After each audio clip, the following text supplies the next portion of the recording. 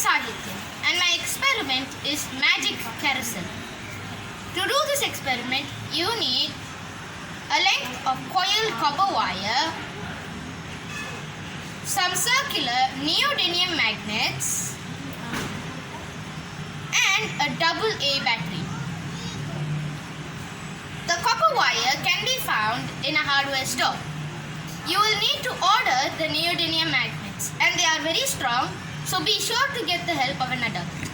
The AA battery should be very new at best.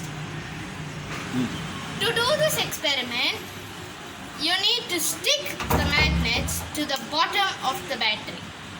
Then you need to coil the copper wire like so. Now I will show you how it works.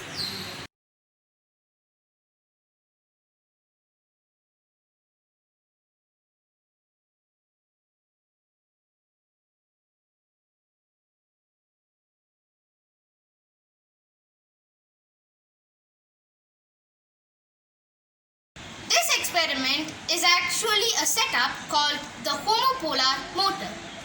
Allow me to explain. In this setup, the coil of wire is touching the battery. Because of that, an electric current is formed.